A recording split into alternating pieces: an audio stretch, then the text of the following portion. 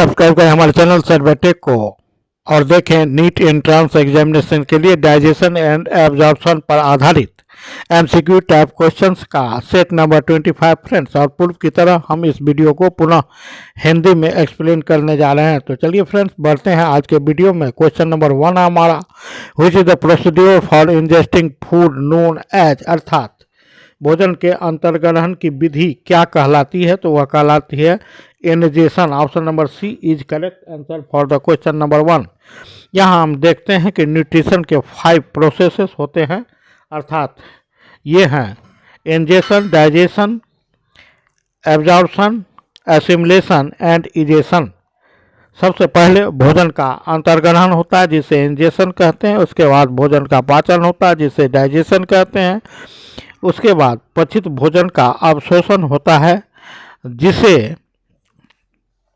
Absorption कहते हैं। उसके बाद पचित भोजन का स्वांगीकरण होता है जिसे एसिमिलेशन कहते हैं। और उसके बाद अपचित भोजन शरीर से बाहर निष्कासित कर दिया जाता है, इसे बहिष्करण या इजेशन कहते हैं। So there are 5 processes in nutrition. तो चलिए फ्रेंड्स बढ़ते हैं नेक्स्ट क्वेश्चन की तरफ। क्वेश्चन नंबर 2 है हमारा, Which of the following is not involved in the stimulation of the release of the pancreatic juice, अर्थात पेनक्रियास से निकलने वाले पेनक्रियाटिक जूस के स्राव को कौन स्टिमुलेट नहीं करता है? तो option number C, this is the trypsinogen not stimulate the release of pancreatic juice. Next, show here option number C is correct answer for the question number 2। Next question number 3, which of the following portion of the stomach opens in the small intestine? Small intestine में stomach का कौन सा भाग खुलता है? तो वह भाग है friends option number C, pyloric portion of the stomach opens into the small intestine. इसे आप वन लाइनर बनाकर इस प्रकार भी याद कर सकते हैं। Next question, question number 4, which of the following is not a human salivary gland? निम्नलिखित में से कौन सा एक मानव सैलिवरी ग्लैंड लाल ग्रंथि नहीं है? तो वह है friends sublingual. Option number C. Option number D, that is the infraorbital is not the salivary gland in human body. और सैलिवरी ग्लैंड के बारे में हम जैसा जानते हैं कि यह माउथ में पाया जाता है और इससे सालिवा नामक स्राव निकलता है। और सालिवा में टाइलिन और आइसो एंजाइम्स होते हैं। टाइलिन स्टार्च, भोजन में उपस्थित स्टार्च को माल्टोज में बदल देता है, जबकि आइसो एंजाइम एंटीबैक्टीरियल होता है, अर्थात भोजन में उपस्थित हानिकारक बैक्टीरिया का नाश कर देते हैं। तो क्वेश्चन यहाँ है option number D is correct answer for the question number 4। Next question हमारा question number 5, the concentration of cell in gastric juice is nearly. जैसा कि हम जानते हैं कि गैस्ट्रिक जूस जो कि आमाशय की दीवारों से स्रावित होती है और इसमें बहुत सारी कोशिकाएं होती हैं और एक से स्रावित होता है HCl हाइड्रोक्लोरिक एसिड। और इसका कंसंट्रेशन गैस्ट्रिक जूस में क्या होता है यहाँ प्रश्न में पूछा जा रहा है? तो option number A, that is the 2% concentration होता है HCl का। So here option number A is correct answer for the question number 5। Next question, question number 6, the rennin enzyme is secreted in which of the following areas of the alimentary canal, अर्थात आहार नाल के किस भाग में rennin enzyme का स्राव होता है? तो वह होता है फ्रेंड्स ऑप्शन नंबर ए, स्टोमच भाग में रेनिन नामक एंजाइम का स्राव होता है जो दुग्ध के पाचन के लिए, दूध प्रोटीन के पाचन के लिए आवश्यक होता है। खास करके यह इन्फेंट्स में अर्थात शिशु में स्रावित होता है और बाद में इसका स्थान पेप्सिन नामक एंजाइम ले लेता है। नेक्स्ट क्वेश्चन है friends question number 7, regurgitation of the food from the stomach is normally prevented by. तो ऑप्शन नंबर बी इसका करेक्ट आंसर है, अर्थात कार्डियक स्फिंक्टर के द्वारा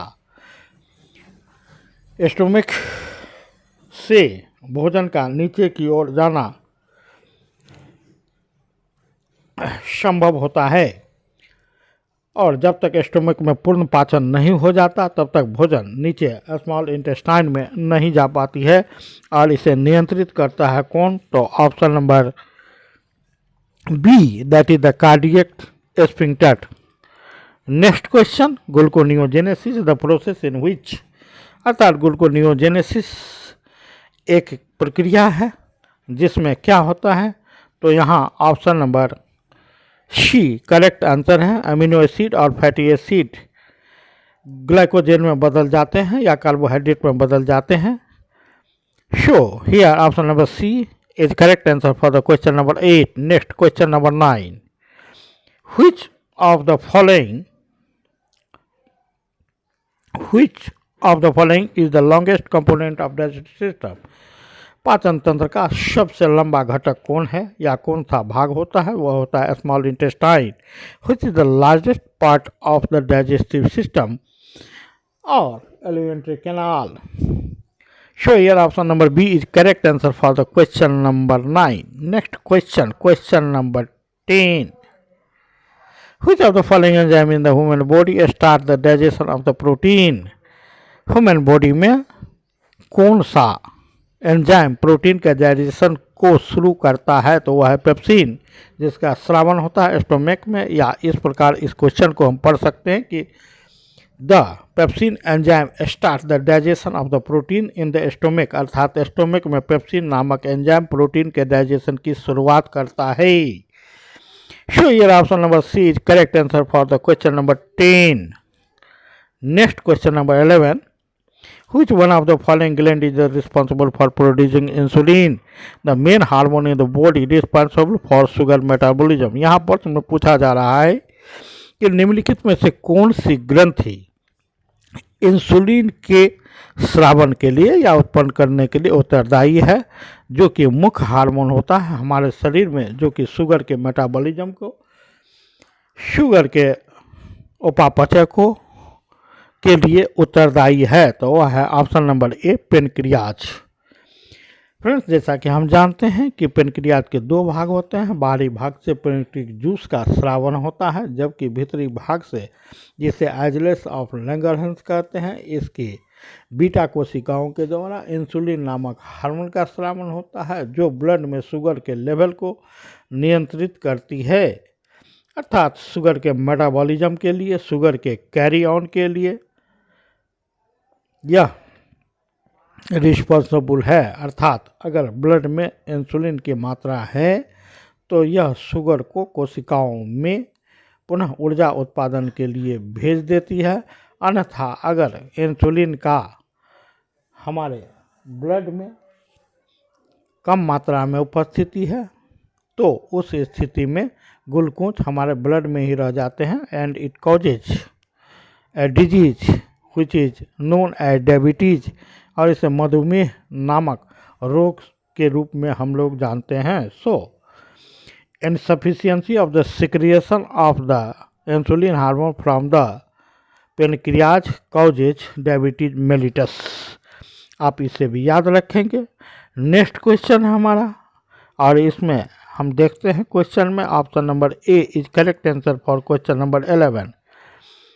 नेक्स्ट क्वेश्चन हमारा question number 12, the enzyme which help in the digestion are called, अर्थात digestion में कौन सा एंजाइम हेल्प करता है? तो वह कहलाता है हाइड्रोलेजेज। एंजाइम को उसके कार्य के आधार पर विभिन्न श्रेणियों में क्लासिफाइड किया गया है, और डाइजेशन में भाग लेने वाले एंजाइम को हाइड्रोलेजेज कहा जाता है। The group of enzymes which participate in the process of digestion are known as hydrolases. Next question, question number 13. Duodenum produces hormone, duodenum किस हार्मोन्स का प्रोडक्शन करता है फ्रेंड्स? तो वह है enterogastrone and cholecystokinin, that is the CCK. So here option number C is correct answer for the question number 13। And हम लोग जानते हैं कि डिओडेनम किसका भाग है? तो वह इंटेस्टाइन का प्रथम भाग है, और इसी में स्रावित होता है क्या? तो लीवर से। बाइल जूस इसी में स्रावित होता है क्या, तो पेनक्रियास से। पेनक्रिएटिक जूस से जिसकी स्मॉल इंटेस्टाइन के में होने वाले पाचन में अहम भूमिका होती है। Next question, question number 14, the swallowing of the food from the buccopharyngeal cavity to stomach is called, यह कहलाता है डिग्लूशन। तो अर्थात माउथ में भोजन के पाचन की शुरुआत होती है, कार्बोहाइड्रेट का पाचन की शुरुआत होती है और यह पुनः बोलस के रूप में कहाँ, स्टोमक में पहुंचती है फर्दर डाइजेशन के लिए, और इस निगलने की क्रिया को डिग्लूटिशन के नाम से जाना जाता है। So option number A is correct answer for the question number 14। Next question, question number 15, the enzyme present in the saliva acts upon, अर्थात लार में उपस्थित एंजाइम किस पर कार्य करता है, तो वह एंजाइम टैलिन है जो कार्बोहाइड्रेट यानी कि स्टार्च पर कार्य करता है, ऐसे माल्टोज में कन्वर्ट कर देता है। सो यह option number C is correct answer for the question number 15। Next question, question number 16, gastric glands develop from which of the parts of the stomach, stomach के किस भाग से गैस्ट्रिक ग्लैंड विकसित होता है, तो वह पार्ट है friends option number B mucosa. From the mucosa part of the stomach, gastric glands develop, and it consists of chief cells or zymogen cell. It consists of augmentic cells or peripheral cells and one more cell which secrete mucus, which secrete HCl, which secrete pepsinogen enzyme, which again convert into active form, that is the pepsin, and responsible for protein digestion or responsible for start protein digestion in the stomach. So here option number B is correct answer for the question number 16. Question number 17, which of the following organ is affected by the illness cirrhosis, वह organ जो इस रोग से cirrhosis प्रभावित होता है वह कहलाता है लीवर, दैट इज द यकृत जो बाइल का स्रावन करती है और बाइल में मिला होता है बाइल साल्ट जो किसका इमल्सिफिकेशन करती है, तो फैट का इमल्सिफिकेशन करती है, and fat became converted into fatty acid and glycerol by the enzyme lipase। आपको यह भी याद रखना चाहिए। Next question, question number 18, which disease caused by a nicotinic acid deficiency, अर्थात निकोटिनिक डिफिशियंसी, निकोटिनिक अम्ल के डिफिशियंसी के कारण कौन सा रोग होता है फ्रेंड्स, तो वह है option number D, that is the pellagra.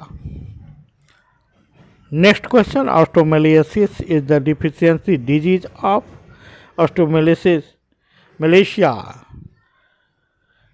एक डिफिशियंसी डिजीज है किसके कारण, तो friends option number D, that is the adults due to vitamin D, calcium और phosphorus deficiency. Next question number 20, in enterokinase help in the conversion of, enterokinase मदद करता है किसके कन्वर्सन में, option number 20, that is the trypsinogen जेन को trypsin नामक enzyme में जो कि एक्टिव एंजाइम होता है स्मॉल इंटेस्टाइन में प्रोटीन के डाइजेशन में मदद करता है, बदलती है। तो जैसा कि हम पेप्सिन एंजाइम के बारे में जानते हैं कि यह पेप्सिनोजेन के रूप में स्रावित होती है, स्टोमच में प्रोटीन का डाइजेशन करती है, ठीक उसी प्रकार यहाँ ट्रिप्सिनोजेन एंजाइम होती है जो इंट्रोकैनेज के प्रभाव से ट्रिप्सिन में बदलती है और प्रोटीन का डाइजेशन करती है। तो आगे हम बढ़ते हैं फ्रेंड्स लास्ट क्वेश्चन की ओर इस वीडियो का। तो cholesterol, sodium taurocholate and sodium glycolate are found in, कहाँ पाया जाता है? कौन? Cholesterol, sodium taurocholate and sodium glycolate.